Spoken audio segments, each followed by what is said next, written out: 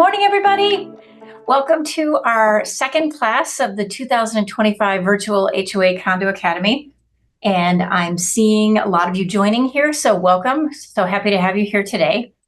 Today, we're going to be talking about mastering board meetings and annual meetings, which is a great topic because it's something that all of you use every single month in terms of your regular board meetings. And of course, you have to have an annual meeting every year under Arizona law. So I'm going to give a few seconds for attendees to enter the Zoom and get settled here. Welcome to class number 2 of our 2025 virtual HOA and Condominium Academy in partnership with the cities of Avondale, Chandler, Glendale, Goodyear, Mesa, Peoria, Phoenix, Scottsdale, Surprise, and Tempe. My name is Beth Mulcahy.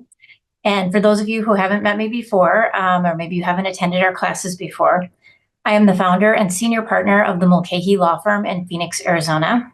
I've represented HOAs and condominiums as their legal counsel for the past 28 years, actually over 28 years now.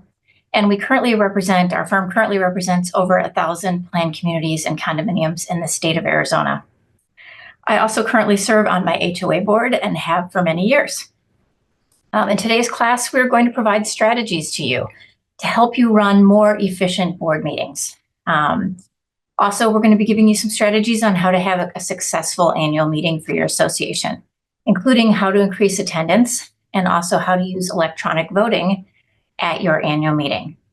As always, we like to answer your questions at the end of the class, so I will conduct the main presentation for about an hour or however long it takes me to get through the materials, and then we'll move right into the questions at that time. Due to the large number of attendees and the large volume of questions that we receive, please note that there's only one question per attendee. If you're joining us on Zoom, please submit your question in the Q&A box. And if you're joining us on Facebook, please type your question in the comments section. Okay, we're going to start out this morning with a poll. I always like to know who's in our audience, so the poll will be up on your screen soon if it isn't already. The first question is, which city do you reside in, meaning which city do you have an association with an HOA or condominium in? And then next, let us know your current role in the association. Are you a board member, community manager, interested homeowner, or other? For those of you who are joining us on Facebook Live, please just go ahead and put in the comments section which city you live in, which city you're associated with a condominium or HOA in, and then what your role with the association is. Okay, while we're waiting for those poll results, I'm going to introduce Madeline Gegg, who's an associate attorney in her firm, and she's going to be discussing a very important deadline that's going to be coming up regarding a law that pertains only to planned communities. So I'm going to turn it over to Madeline now, and she's going to do a few minutes about this law and how important it is for planned communities to be aware of it. Good morning, everyone. As Beth said, my name is Madeline Gegg. I am an associate attorney here at Mulcahy Law Firm. Thank you so much for joining us this morning for our HOA Condo Academy class. And thank you to Beth for allowing me to speak alongside her today. I'm popping in to speak a little bit about a law that went into effect this past September, and it impacts planned communities. This is A.R.S. 33-1818, and this is the law that states that any planned community that regulates public roadways within their association will have to hold a vote to maintain the authority to regulate those roadways. Now, this statute applies specifically to planned communities that recorded their declaration prior to 2015, have roadways dedicated to the public, regulate the public roadways in their declaration. So if the planned community meets these statutory requirements, the existing on-street parking regulations remain in effect only until either of the following occurs.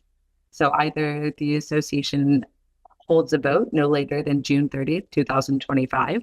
So this would be done at a special meeting called to hold this vote. And the vote would have to be in the affirmative to maintain the authority to regulate the public roadways within the planned community. Once the vote is held and the membership approves this, then the board of directors shall record a document stating that they have voted to maintain this authority with the county recorder in the county in which the planned community sits. Now, if the planned community does not hold this vote, or if the vote fails, then the planned community just not maintain the authority to regulate these public roadways within the association, and any existing regulations on the public roadways will expire. Now, I want to highlight this law because the deadline is coming up. As I mentioned, the vote must be held by June 30th of 2025. This means that associations have to start working on calling the meeting and holding the vote sooner rather than later, because we have to be mindful of the notice requirements before holding the vote and holding a special meeting. I just wanted to give everyone this heads up with that deadline coming up and let you know that our firm has assisted several planned communities around the valley in conducting successful votes. If your community might be impacted by this law, please feel free to reach out to us and we can get started on the process to first evaluate whether the law applies to your planned community, and then if so, get started on preparing to hold the vote and call the meeting to have that vote. Thank you so much for listening. Now I'll go ahead and turn things back to Beth Mulcahy. Great. Hey, Madeline, thanks so much for giving us the update on that new law. Really important that if you're a planned community and you have roadways that are dedicated to the public, now is the time to act if you want to continue to maintain control over those public roadways through your CC&Rs. So great summary, Madeline. And please, if you're one of those associations, it's a planned community that falls into this category, and you want to keep regulating that on-street parking or, no RV parking on the street or whatever your CC&R say, you must act now. So please reach out to our firm if you want help with that process. It's a relatively easy process, but it does require a vote of the community, as Madeline indicated, and we need time to prepare for that so that, you can comply with the deadline by June 30th if you so choose. Okay, let's go back to our poll questions. For today, we have a great turnout. Looks like every single city is represented here today, which makes me so happy. So we have 1% from Avondale, 10% from Chandler, 3% from Glendale, 4% from Goodyear, 24% from Mesa, 6% from Peoria, 16% from Phoenix, 23% from Scottsdale, great job, 7% from Surprise, and 6% from Tempe today. So really great turnout. Also, we have over 170 attendees here today on Zoom, which is amazing. Thank you so much, everybody, for being here. And 75% of you participated in the poll, which makes me happy. Thank you for doing that. Okay, let's now talk about question number 2 in the poll, which is, what is your role with your association? So 61% are board members, 6% are managers, 28% are interested homeowners, and 5% are other. So once again, we have, a really great turnout from all the different groups that work with associations, with the higher concentration from board members, but a really good turnout today from interested homeowners as well. So thank you, everybody, for being here today. Just a quick note on our numbers in terms of attendees at these virtual classes. Our numbers just continue to increase each month. This is proving to be a really worthwhile free education program for interested homeowners, board members, and managers around the valley. So we just want to say thank you again to the different cities that we work with who are helping to get these classes out, these free classes and free information out to our industry. Okay, let's see. Let's go right into our topics for today. First, we're going to talk a little bit about the legislature. The Arizona legislature is in session. They've been in session since the second week in January. There are a lot of bills, over 20 bills, that have been introduced regarding HOAs and condominiums. I'm not going to go into them in depth during this class here today because I am not a rookie in terms of watching the legislature. Right now in February, this is the time where there are a lot of bills being introduced. We don't know yet which bills are going to be moving forward quickly and, on the path to become law. But we are watching them very carefully. Twice a month, we're updating our fact sheet or information sheet that we have on our homepage of our website. And we are, giving you information about any bills that are going on the fast track and moving quickly. A couple of thoughts on the bills that have been introduced so far. More government regulation of HOAs and condominiums is kind of the first thing that pops into my mind. There are a number of bills that are just making it more onerous for boards to run associations. more laws that they have to comply with. And it's honestly becoming almost to the point that, it's almost too difficult to serve as a volunteer on a board because there's so many different requirements that you have to know under Arizona law. So we're keeping up to speed on all of these different laws, and we're going to be sharing with you just the quick summary of the over 20 bills that have been introduced so far.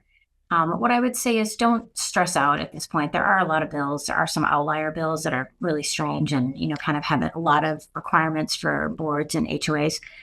I would say at this point, don't freak out. Just let's be calm and rational and let's look and see where these bills go. If there's any bill that we're really opposed to, I would recommend that we'll be talking about them in these classes and we'll be sharing information with you as to how you can contact your legislators to know that you're not in favor of a certain bill or you are in favor of a certain bill if you're so inclined. But right now it's early in the session.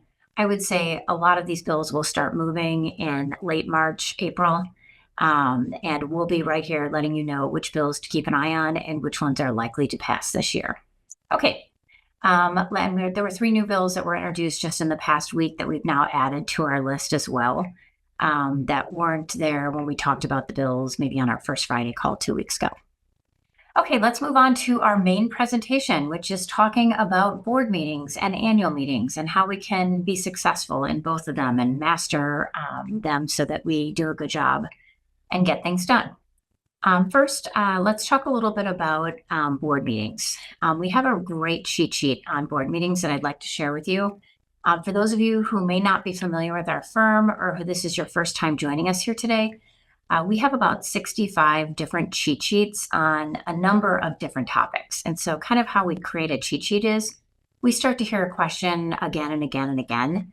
And then we will create a cheat sheet on that particular topic so that we can share it to you in an easy to read format and have it available to you if a question comes up on it. So if you're interested in looking at our cheat sheets, you just go to our website at mulcahylawfirm.com and you can look up any cheat sheet, and we have a lot of different topics that will be helpful in running your association. So the one that we're going to be talking about today is board meetings, and kind of the first part about a board meeting that I think is important. I've served as a board member in my community for over 14 years, on and off. And one thing that I can say is that the key to having a successful board meeting is really planning and preparing for the board meeting is really important. So doing your work on the front end before the meeting even starts is very important. It will ultimately save you time at the meeting because our goal here, of course, is always to have a 1-hour board meeting if we can. No more than an hour and a half or 2 hours max, because if you start having those long board meetings every month, people start to get burned out and you're just kind of wasting a lot of time by not being prepared going into the meeting. So our goal for today is to give you some tips on how to plan ahead for the meeting so that when you get in there, you can just take care of business and get through the things that you need to do, accomplish the tasks that you need to accomplish, and be finished with the meeting so you can go on with your life. Okay, first things first, first determine the best meeting time. Every association kind of has a different, time that they meet. Some people meet on weekends, some people meet in the mornings, some boards meet in the evenings, some boards meet in person, some boards meet only by Zoom, some boards do a hybrid of in-person or Zoom. So just you're going to have to determine what's best for your community.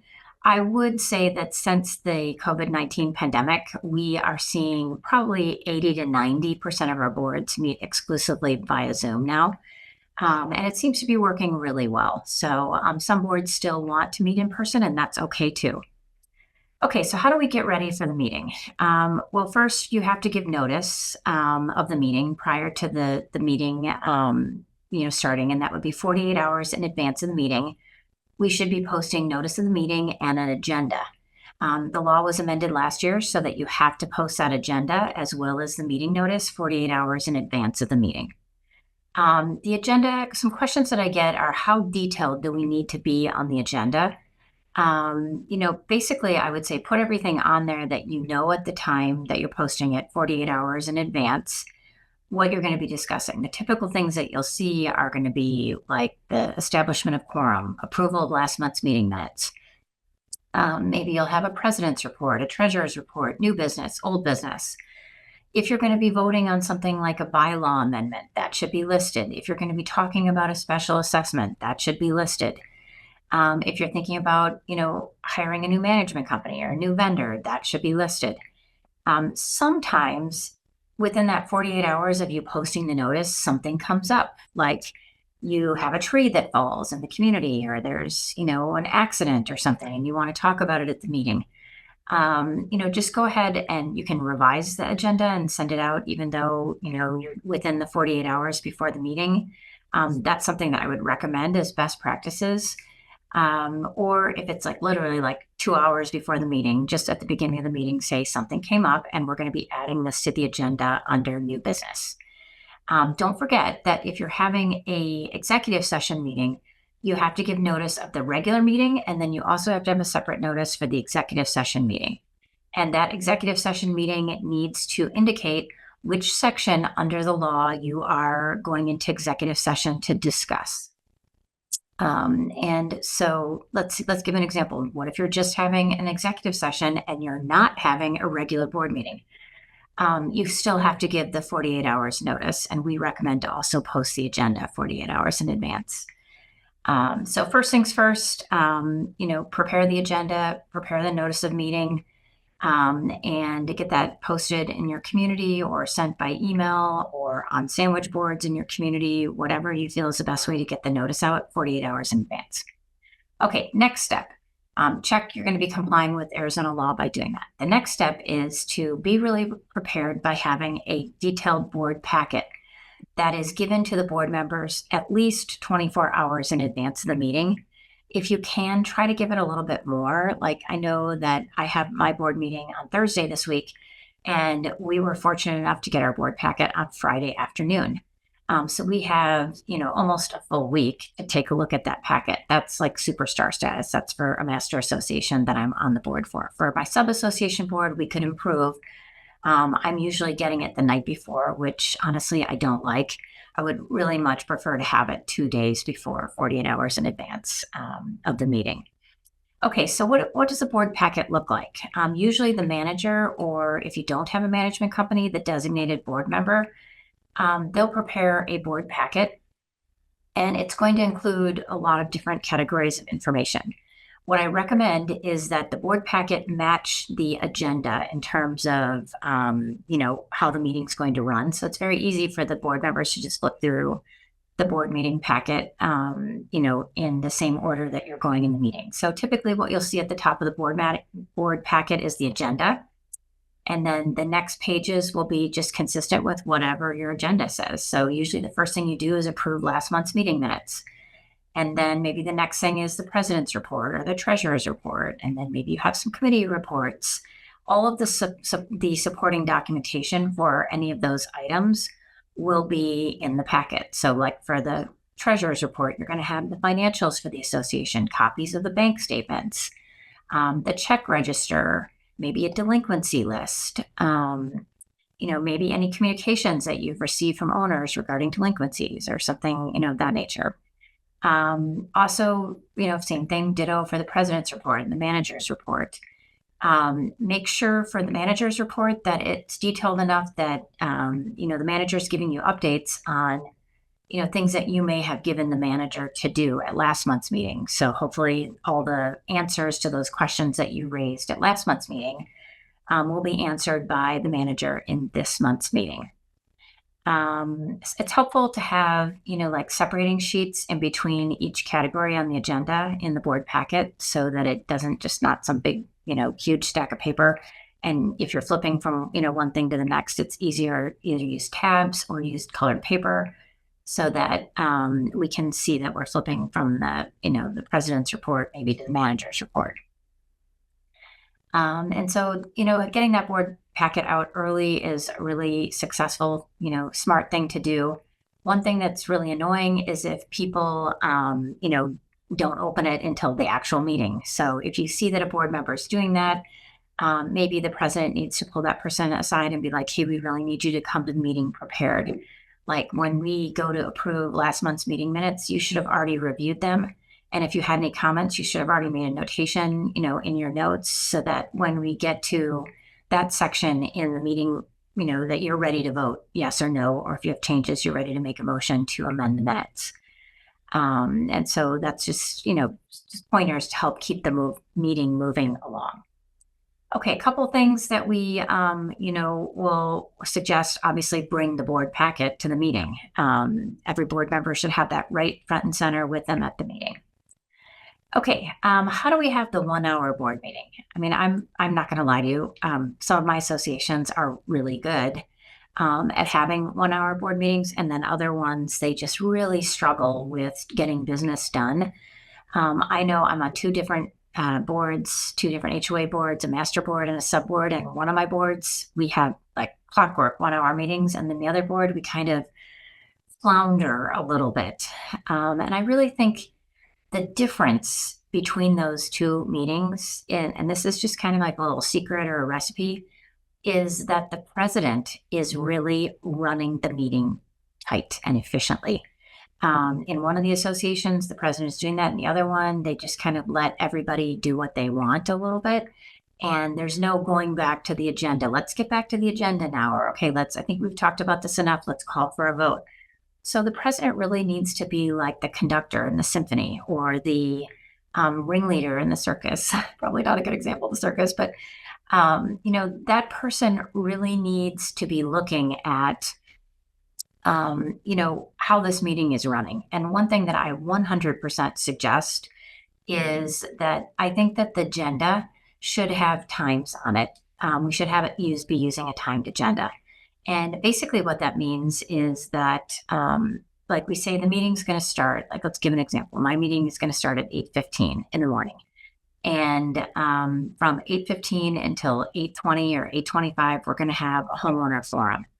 And then from 8:25 to 8:30, we're going to approve last month's meeting minutes.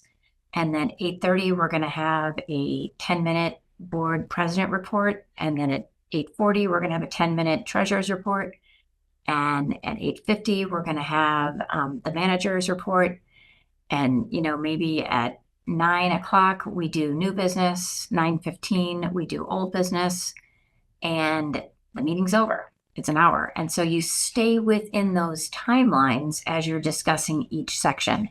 If you start to go over, what the board president should be doing is saying, okay, we're spending a lot of time on this today. Let's round up our, thoughts here and let's either take action or let's push this to next month's meeting. And so that's the agenda, again, is really, really important. So the things we've already talked about to have a successful meeting. So get that notice out, right? Make sure that you are using an agenda and get that agenda posted 48 hours in advance. Have enough detail on the agenda that, it's going to show people what we're going to be discussing. And then get the board packet out in advance of the meeting so that people can come into the meeting ready to work. Let's talk a little bit about Arizona law, because I think it's important that we kind of switch and do a gentle reminder that there are some special requirements for having a regular board meeting. And we have a special law, the Arizona Open Meeting Law in Arizona, that pertains to, HOAs and condominiums. And basically what the open meeting law in Arizona says is that anytime a quorum of the board is meeting to discuss association business, that meeting needs to be an open meeting. And so quorum of the board discussing association business, under Arizona law, it has to be an open board meeting.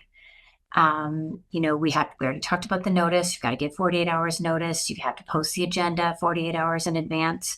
We can go into executive session for only a few topics. The most common topics we go into executive session for would be like legal advice from your attorney, pending or contemplated litigation, maybe anything personal information regarding owners, vendors, or maybe employees that, we don't want to discuss in the open meeting.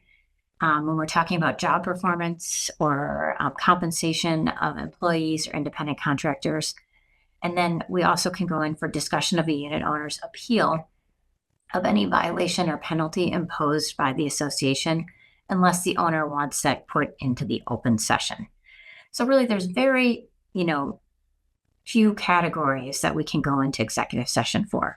And remember, we said earlier, if you go into executive session, the agenda should indicate which sections under the law you are talking about, to go into executive session. So you'll want to take a look at Arizona Revised Statutes 33-1804 and 33-1248 if you're a condominium.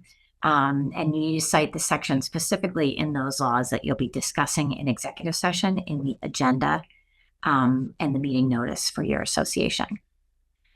Okay, a couple just pointers. In addition to giving the agenda, with the notice, you also have to have an agenda for everybody at the meeting. So if you're meeting in person, you need to just have a stack of agendas that people can grab when they come into the meeting. If you were meeting on Zoom, there's a couple different ways you can do it. You can put in the chat a copy of the agenda, or maybe you can post the agenda on the screen for a minute so people can either take a screenshot of it or they can see it as part of the presentation. Let's talk a little bit about emergency board meetings. Okay, so what constitutes an emergency? An emergency is when you can't wait 48 hours to make a decision on something as a board. So let's give some examples. There's a fire in one of your units if you're in a condominium and you need to make an insurance claim and you need to act quickly. That is something that you can have an emergency meeting. You wouldn't have to give notice of the meeting under the law. You don't have to post an agenda or give notice. The board can have a meeting by email or in person quickly to make a decision on it. It can be all hands on deck. Maybe you can't get a quorum, but you can get as many people as possible just to strategize about the emergency. Lots of times in the summer is when we see a lot of emergency meetings, when board members are traveling and maybe we can't get, everybody together on a conference line or a Zoom call or on email. We can't get a response. And something serious has happened where we need to make a decision. We can't wait 48 hours. So if you have an emergency meeting, it's totally okay. It's allowable under the law. Just take meeting minutes as to what happened or keep the emails as to what happened. And then at the next regular board meeting, just read into the record, hey, we had an emergency. Here's what happened. Here's what the minutes say. Here's what was decided. And you fully complied with Arizona law. A couple other things to think about. I get a lot of questions on informal board meetings. Like, can't we just have a board meeting to discuss the budget without having everybody there type thing? Or, we don't want to have the homeowners listen in because we're having a sensitive disagreement between the board. Anytime you have a quorum of the board present and you're discussing association business, it needs to be an open board meeting. That's just the law. The workarounds on that, the loophole would be have less than a quorum there, then you don't have to have make it an open board meeting. Maybe the board president can individually talk to each board member, so you wouldn't be violating the open board meeting by doing that. But any decision really needs to be done in the open board meeting. Any discussions outside of the open board meeting, if it's less than a quorum, you can do that. But if you have a quorum of the board meeting, you really do need to comply with the open meeting law. Okay, let's talk a little bit about videotaping. I've been getting some questions on videotaping, and there's also a proposed law this year in our legislature in Arizona that talks about videotaping meetings. So just a quick little summary on that. If you have an owner that comes to the meeting and they want to audio or videotape the meeting, they are allowed to do that under the law. So you can't prohibit them from doing that. If you don't want them doing that, you can pass a rule saying that, the association's board will be taking the audio or videotape of every meeting. And if the owner wants to request a copy of it, they certainly can. That's kind of how most associations are handling it. If they don't want the owner setting up a camera and, taping the meeting and disrupting the meeting by doing that. So just know that the owners are allowed under Arizona law to videotape or audio tape the meetings, the regular meetings of the association. Now, remember, the executive session meetings are just the board. So, you won't be having, non-board members will not be present unless they're invited by the board to be present. So you wouldn't allow the videotaping, obviously, for an executive session. Okay, a couple suggestions on the executive session. Be mindful of when you're planning it. Most of my clients are either having it before the meeting starts, the regular board meeting, or after the board meeting. And you want to just be very clear to people that, okay, our regular open session meeting is now closing, and under the law, we're allowed to go into an executive session, and we're only going to be discussing executive session topics. And unfortunately, owners aren't allowed to stay for that. So thank you for being here today, but now we're going to ask you to leave because we're going into our executive session. Okay, what are some suggestions on how to, quickly get through meetings and not let the meetings be disrupted by maybe upset owners or, maybe board members that are just talking too long or, just are talking to talk and really we're not getting anywhere. So a couple things. So one suggestion would be, I talked about this a little bit a minute ago, have the homeowner forum at the beginning of the board meeting. Okay, so the first thing on the agenda is a 10-minute homeowner forum. That way, anyone who comes to the meeting who's upset about something or who wants to make a comment, they can say their comment right then and there during that homeowner forum. And if you have a lot of people that want to talk, maybe you look at, okay, we've got 5 people here and we've got 10 minutes. So 2 minutes each person, anything you'd like to say. One suggestion for board members so that the meeting doesn't get really long, you don't have to respond and have a dialogue on everything that homeowners say during the homeowner forum. I mean, obviously, if it's something quick, like, do you anticipate that the, jacuzzi will be fixed by April? Yes, we do. I mean, you can answer that quickly, but, what is your overall strategy for, funding the master plan? I mean, that's not going to be something that you're going to be able to talk about, for less than a half an hour. So you can just say, thank you so much for your comments. We're working on that and we're going to be putting something out, in writing on it. And thank you for being here today. And as soon as we get to the details on that, we'll be sure to get that out to the entire community. Or sometimes people come and they say something really negative, like you're doing a horrible job as a board and we think you should be removed. And, what you want to do is resist the urge to fight with them, right? So just listen, be kind, be patient, and just let them say what they need to say. And then just say, thank you for being here today. We take your comments, seriously. And, we appreciate you being here. You don't have to say a comment either. You can just say, thank you for your comment. But what you don't want to see happen is this homeowner forum turn into a half an hour thing. That is unnecessary and it's not a good idea because it just sets you up for having a longer board meeting. So, President, be firm. This is your time to say, okay, we're starting the homeowner forum. We have 10 minutes. There's 5 of you here. Anybody who'd like to make a statement, it's 2 minutes or 1 minute. And if somebody starts to go long, you're going to have to put your phone out and time them. And then once that 10 minutes is up, boom, we're going on to the next thing, which is approval of next month's meeting minutes. Okay, let's see. Using parliamentary procedure. Let's talk about how we might be able to use that to support having an efficient meeting where we're able to accomplish it in an hour. So a couple things points of Robert's Rules of Order that I think are helpful. And mind you, Robert's Rules of Order is not something that I'm saying that you should get the 13 volumes and follow to a T. No, I'm not saying that. And most documents, like 99.99999% of documents, do not require an association to follow parliamentary procedure. So basically, Robert's Rules of Order or parliamentary procedure is just a guide to help us so we can be more efficient in our meetings. And one thing that I really like from Robert's Rules of Order, I'm going to give you a couple little tidbits from there that I think are very helpful, is adhere to the agenda. The president needs to keep us on track on the agenda.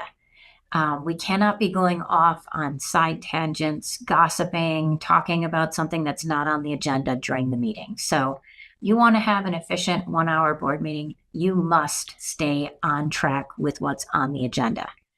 Also adhere to the time guidelines that we talked about. Like if you've only allotted 5 minutes for the approval of last month's meeting minutes, if you're going into overtime and you're now 6 or 7 minutes, either the president needs to tell the group, we need to round this up and vote right now, or we're moving this to next month's meeting. Some other suggestions on parliamentary procedure. Sometimes boards, you start talking about one subject and then you're like spiraling right into a totally different topic. So stay on topic. Don't be going off and discussing something that's later in the agenda. Stay on topic for the time that you're talking about on the agenda. Give each board member an opportunity to speak before a board member gets to talk a second time. So something that I frequently see is one or two board members like kind of dominating the conversation at board meetings. And, I think a good way to handle that is to say, hey, every board member gets a chance to talk once before we circle back to, a second topic or second comment by a board member. That way it's because I've been to a lot of board meetings in 28 years, and sometimes we'll see one person just dominating the conversation and they just kind of maybe they're lonely or they just want to be heard. And they just go on and on and on during the board meetings. The president needs to control that. And one way to do that is to say, okay, everybody needs to talk once before we talk, a second round.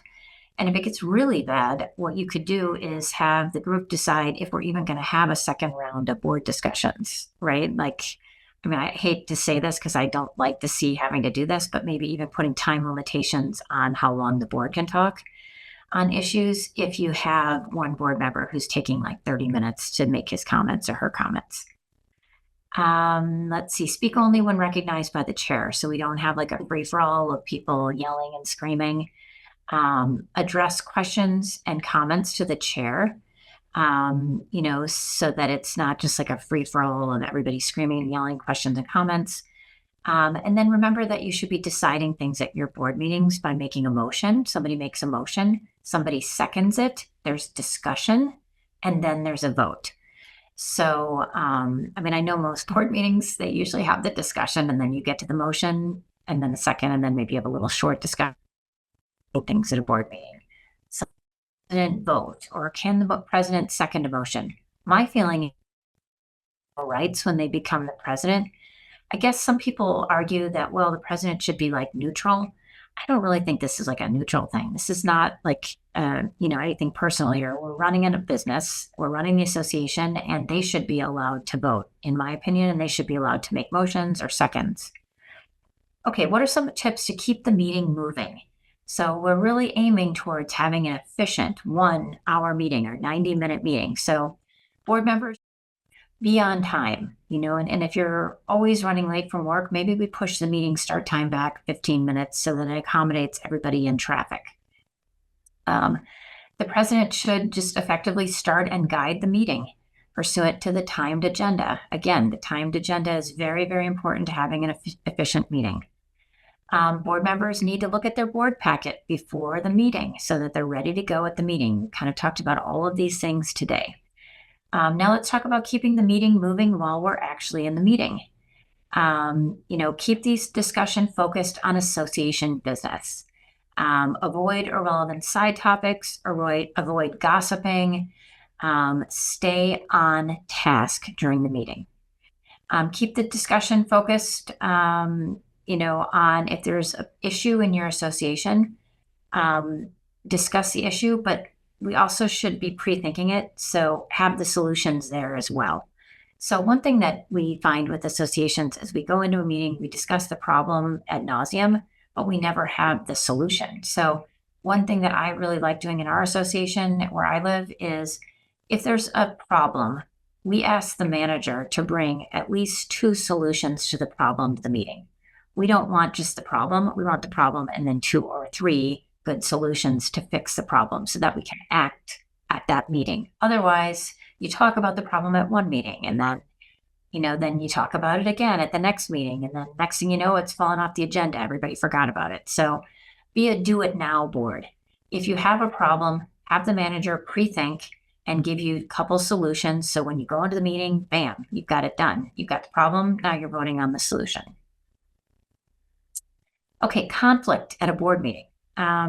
This happens. This happens frequently, unfortunately.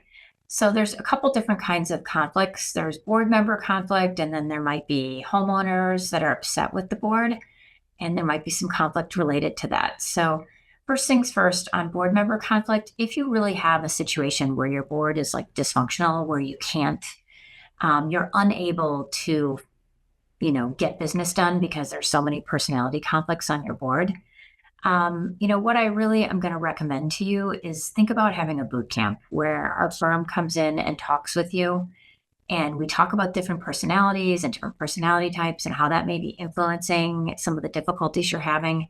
We talk through the difficulties and we don't leave the room until we can, move forward with any problems that we've had. And I mean, we've had like 100% success rate having these board boot camps when the board is highly dysfunctional and they can't get along and there's a lot of infighting. So I really recommend that you consider doing that going forward. Let's talk a little bit about the Gadfly, who's the person who's in the audience, maybe a board member, or excuse me, maybe an owner, maybe an owner's written designee to be there. And all they want to do is fight, right? They want to pinpoint the errors of the board. They want to tell you you're not doing a good job. They interrupt. They attack personal integrity of the board members. They heckle you. They're alleging conflicts of interest. We've all unfortunately seen the difficult Gadfly at board meetings. So how do we effectively deal with the Gadfly if we're a board member? Remember, the Gadfly can sidetrack board meetings and make them longer and actually causes burnout of individual board members. Unfortunately, we have a Gadfly on one of my boards, and it is very annoying as a board to deal with this because we're trying to get the business done. It's hard enough just trying to get the business done at our community. And then we got the Gadfly who's just always complaining about something and telling us we're not doing a good job, etc. So what's the best way to deal with your Gadfly if you have one? So first, at the beginning of the meeting, announce the procedures for that board meeting. Or maybe put it in a newsletter, or talk about it at your annual meeting or in the meeting notice. And, the procedures could be, no talking out of turn, no screaming or yelling, no firearms at the meetings. The time for the homeowners to talk is in the homeowner forum or at any other time designated by the board during the meeting. And once they, violate that, once they interrupt the meeting, you give them a warning. If they, do it again, then you ask them to leave the meeting. If they refuse to leave the meeting, maybe the next meeting you have to have like a police officer there or off-duty police officer there or a security guard to enforce the rules, or maybe you just cancel the meeting for that month if it's getting out of control and you're not feeling safe in that environment. Okay, once you establish those meeting rules, then enforce them uniformly, okay? You can't let one person get away with interrupting the meeting, who's a homeowner and not uniformly enforce it against the Gadfly, enforce it only against Gadfly, but not against the other person. So be fair. Everybody has to abide by the rules. We talked about having that homeowner forum at the beginning, so we're boxing them into when that homeowner will be able to make comments during the meeting. Probably the best thing I can tell you about dealing with the Gadfly is don't get into it with them, okay? Do not respond with anger. Don't lose your temper. Don't argue with them. Do not trade insults.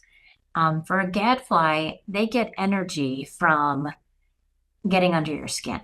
And so if you let them get under your skin, they're going to continue to do it.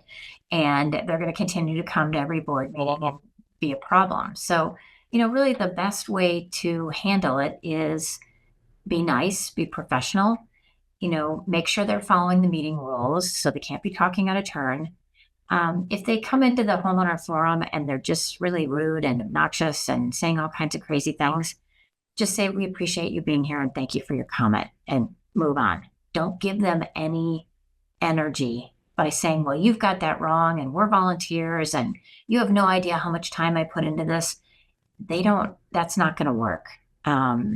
It's best just to say thank you for being here and we appreciate your comments and move on. For a true Gadfly that is just looking for an issue, because how Gadflies work is they focus on an issue, right? And usually they're wrong about it. By the way, they're accusing the board of something that is false.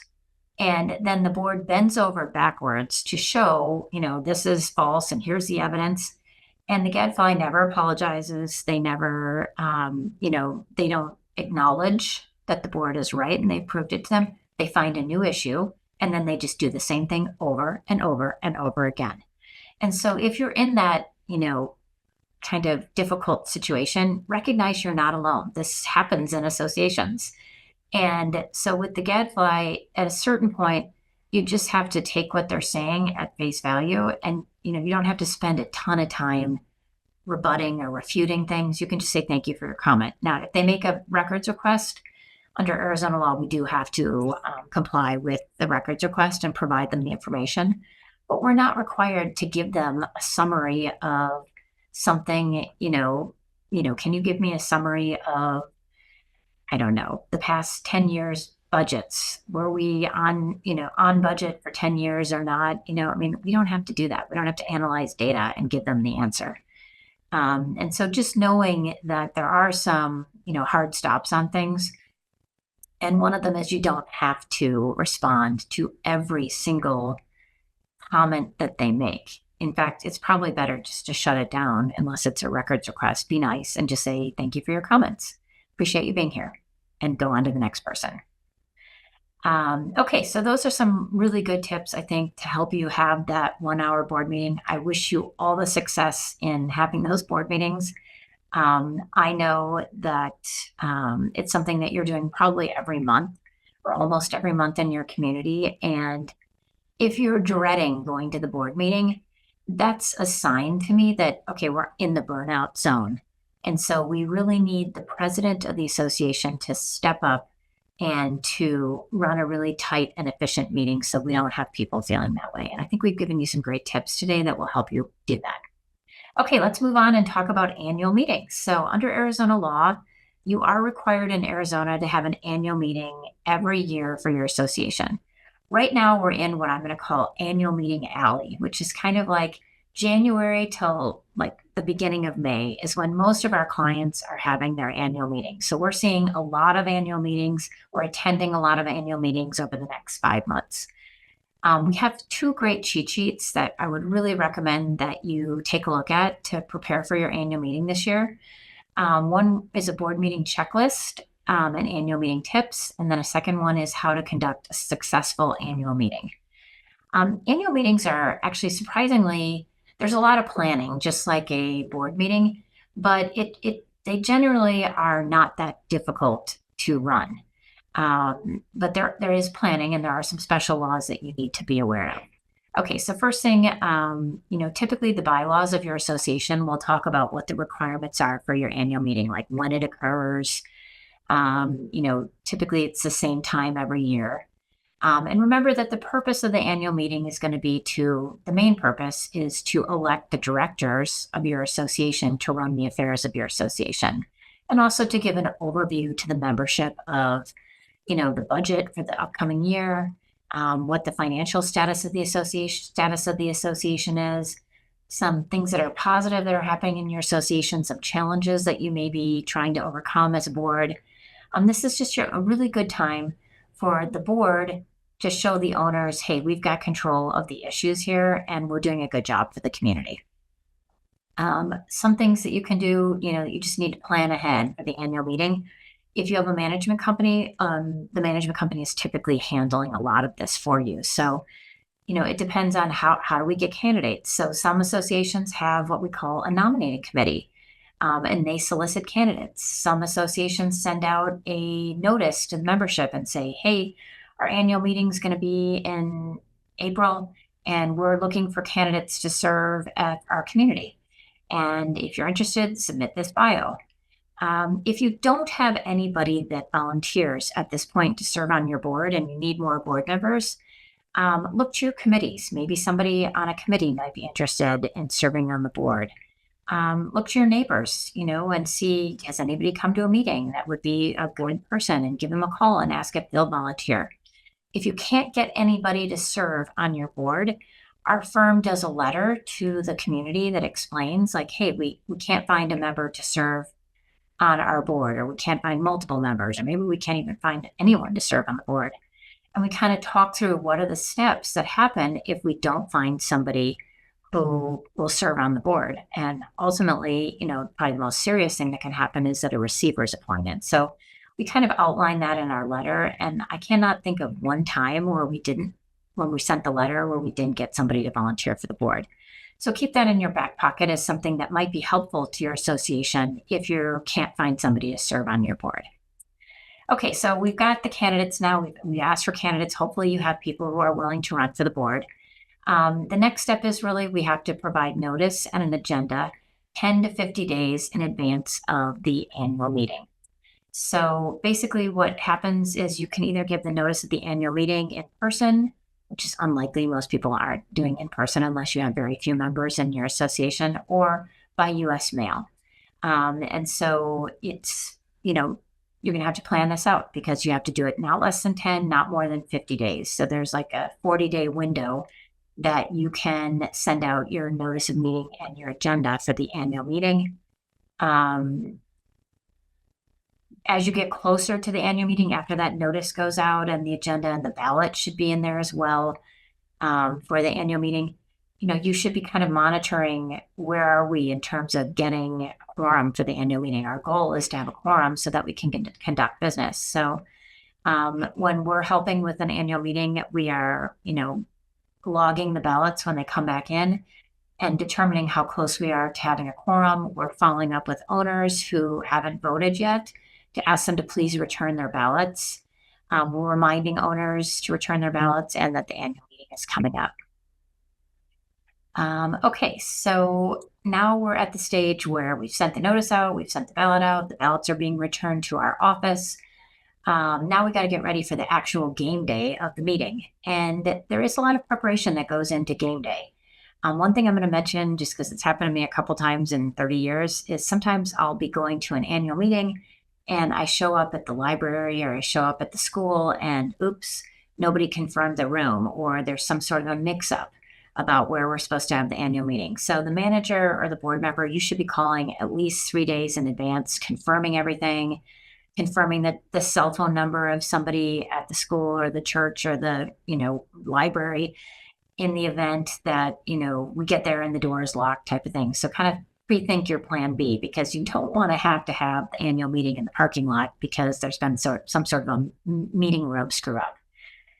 So at the meeting, it just depends on how large your association is, but everybody should have like a login sheet for the meeting.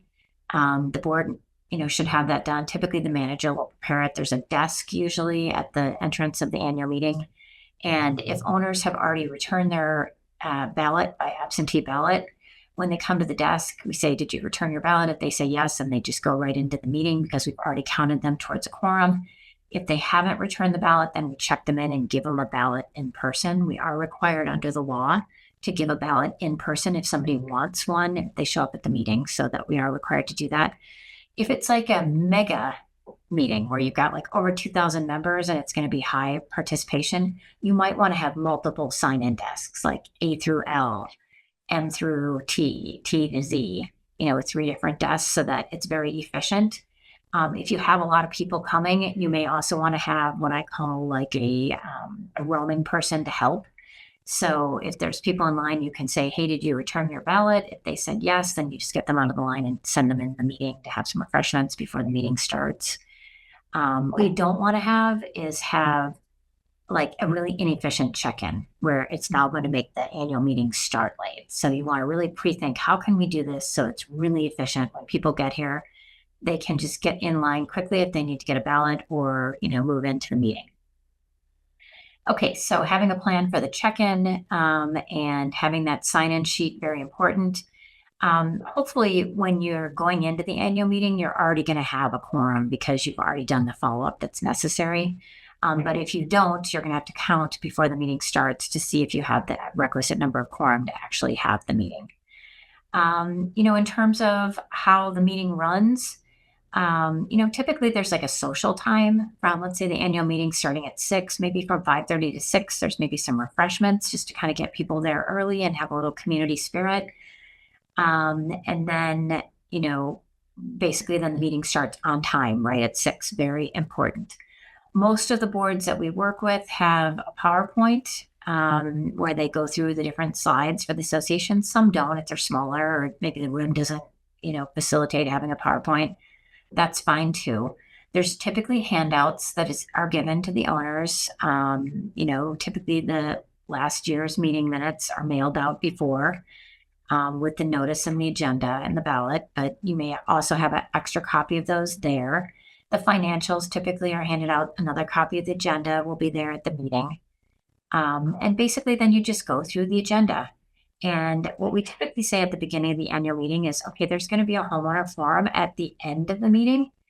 Because we do that at the annual meeting, we do it at the end of the meeting because lots of the questions will be answered during the meeting. So, we just go through the agenda for that day. And usually it's, do we have a quorum? Number one, approve last year's annual meeting minutes. And then maybe there's a president's report, treasurer's report, manager's report, old business, new business, and election results, announcement of the election results. And then we go into the owner forum for maybe 10 or 15 minutes. And the annual meetings typically are about an hour to an hour and a half max. If you have anybody that's really upset, kind of use the same strategies that you had at the regular board meeting. Listen to them. You may want to say, stay afterwards. I'd like to talk to you more about this issue. A common complaint that we hear is that the manager is not returning the phone calls of the owners, and people get very upset about that. So maybe reiterating that it's our policy that the manager should be returning phone calls within whatever the policy is for your association, and talk to the manager about it after the meeting. I know managers have a lot on their plate, but it's really important to return those phone calls because the board takes a lot of heat on that at the meetings if those phone calls aren't returned in a timely fashion. Okay, during the meeting, this is kind of going on behind the scenes. Usually there's a tabulation of votes, and then the tabulation of votes is given to the president to announce during the meeting who's been elected. Whoever's tabulating the votes, they shouldn't be running. They shouldn't be relatives of the person running or spouses of the person running. It should be independent people. Preferably the management company or the attorney has already pre-counted all the ballots for the people that are returning the ballots, absentee ballot, and really the only ones you're counting are the in-person ones that night.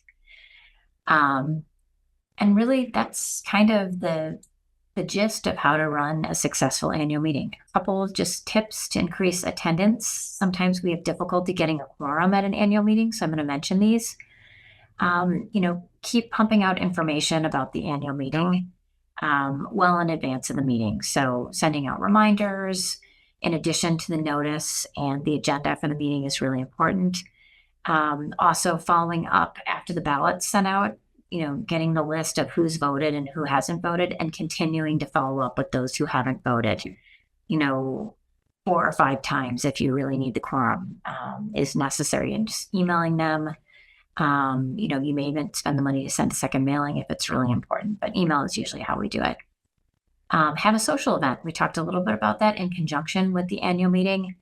Some boards give away door prizes for people that return their ballot. Like if you return your ballot, you're entitled to the drawing for a $100 Nordstrom card or something like that. And some boards give away awards for best Halloween decorations, best holiday decorations, best lawn, best flowers, which makes it kind of fun for your community. Also, you can have a hot topic that night. That always increases attendance. Maybe have the police come and talk about crime in your neighborhood and crime prevention strategies. Maybe have somebody from your city council come, give away door prizes or have a raffle. These are all things that are, ways to get attendance up.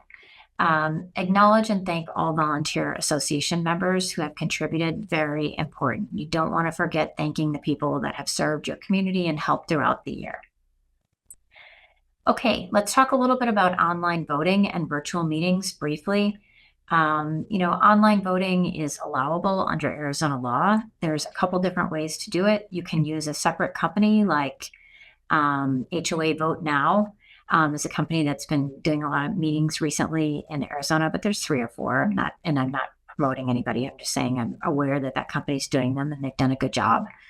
So we are allowed to do online voting under Arizona law. It seems to be working really well. There are some requirements if you are going to do online voting. Like you have to be able to authenticate the member's identity. So typically the company will just handle this for you. They send out a postcard to the person and then they sign in with a special password. Authenticate the validity of each electronic vote to ensure that the vote is not altered in transit. And we should be transmitting a receipt to each member who casts an electronic vote. And we can store the electronic votes for recount in case, somebody questions the vote. So, most of the electronic voting companies are doing that already. If you're accepting ballots by fax or email or by text or whatever for your meetings, you just want to make sure that you're also following these particular guidelines. We think kind of the future of voting is going to be electronic. More and more associations are moving to that. What do you do if you have an owner who's just like, no, I don't want, like I had a phone call with somebody today and it was kind of funny. He said to me, I'm technology no or something. I can't remember exactly what he said, but it was kind of hilarious. Like technology is challenging for this person. And so, if that's the case, just have a way for people to request a paper ballot and be able to return the ballot by US mail by a date certain. Okay, let's talk about virtual meetings. Really, we've been doing them now since the pandemic, and everybody seems to really like using Zoom as a platform or whatever platform you're using. There is some legislation this year that has been introduced in Arizona that will kind of clarify more, things that virtual meetings are allowable under Arizona law. Specifically state that in, the law. Will be interesting to see if those pass this year. But really, virtual meetings are kind of the norm now. I haven't been to a lot of in-person meetings, frankly, in the past year because most boards are meeting virtually and they don't want to pay the lawyer travel time. It's much easier just to have everybody hop on Zoom at the meeting. So I think it's becoming pretty commonplace. We have a virtual meeting cheat sheet that we're sharing with you now if you want more information or if your association's thinking about converting to that. Great job, everybody. Thanks for being here. And just want to give you a quick update about 2 learning opportunities we have in March. And we're also working on our class topics for the second half of 2025 for our virtual HOA Academy. So stay tuned. We will be announcing those likely sometime in March or April. Okay, so first things first, we have our live virtual First Friday event on Friday, March 7th at 9 a.m. So the first Friday of the month, you can find out more information on that on our website. And then we have class number 3 of our 2025 virtual HOA Condo Academy, and that is on Tuesday, March 18th. We're going to have some cobwebs in our eyes because it'll be the day after my favorite holiday of the year, St. Patrick's Day. And on Tuesday, March 18th at 11 a.m., we're going to be doing our 2025 virtual HOA and Condo Academy. And we're going to be talking about safeguarding the financials of an association. So we're going to talk about reserve funds, insurance, preventing fraud and embezzlement. It's going to be a great class to talk a little bit about finances, how to protect the finances of the association, reserve funding, planning for the future, insurance, very hot topic right now with a lot of insurance companies not choosing to write policies in Arizona anymore. So it's going to be a great class. Hope you'll be able to join us for it. So I hope everybody has a great rest of February. Take care, and we look forward to seeing you at our classes in March. Bye, everybody.